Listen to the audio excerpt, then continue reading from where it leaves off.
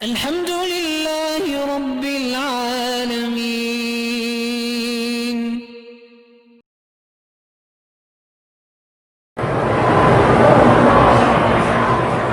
کہتے ہیں کہ عورت کو اگر حیض آ جائے تو پریشان کیوں ہوتے؟ اللہ نے لکھا ہے حضور کی بیوی سیدہ عائشہ کو حج کے دنوں میں حیض آ گیا، اس میں کیا پریشانی ہے؟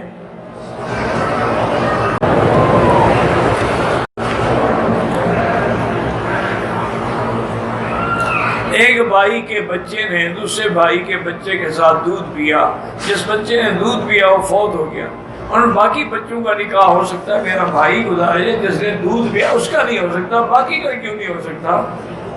بھئی جس نے دودھ پیا اس کی ماں بن گئی نا، اس کے بھی اولاد بھائی بہن، جس نے پیا ہی نہیں ان کا کیا قصور ہے؟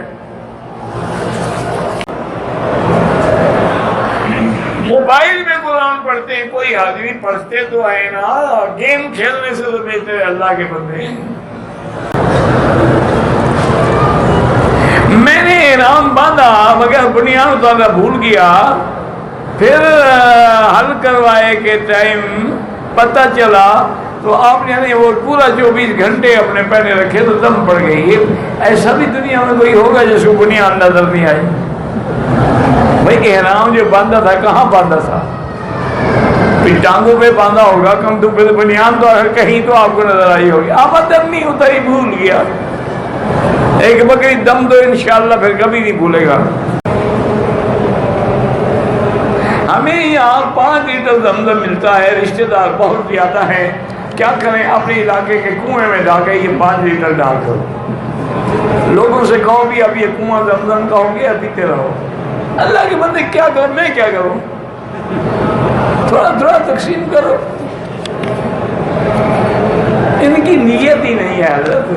تم کتنا زمزم لے جانا چاہتے ہو؟ 200 لیٹر چل کارگو کرا دو، جتنا مرضی ہے لے جاؤ۔ تم بھی تو کہتے ہیں پیسے نہ لگیں، چھپا کے چوری لے جائیں، ورنہ الحمدللہ ایسے بھی لوگ ہیں پاکستان میں جو ہر روز زمزم سے ناشتہ کرتے ہیں، ان کے گھروں میں 20-20 لیٹر کے کین وہ باقاعدہ کارگو سے منگوا لیتے ہیں۔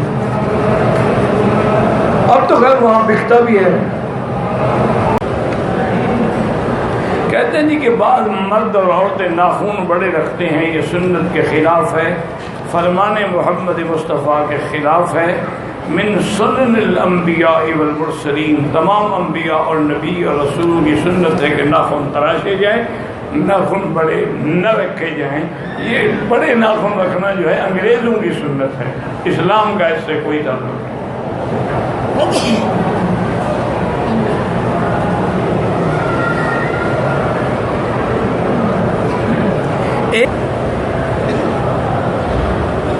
جیسے خانہ کعبہ یہاں ہے، 7 آسمانوں میں بھی یہاں بالکل ہے، جب آپ اوپر جائیں گے نا دیکھ لینا۔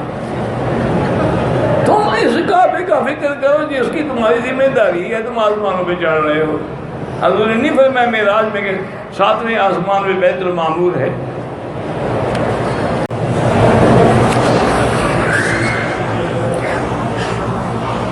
کہتے جی پہلے بہت پیار تھا، اب میرا خاوند چھوٹی چھوٹی باتوں پہ لڑتا ہے۔ بہرحال یاد الجلال والاکرام، یاد الجلال کثرت سے پڑھ کے دعا مانگا کرو، اور خود بھی غور کرو کہ کوئی تمہاری اندر بھی کمی آئی ہے جس سے لڑائی ہوتی ہے۔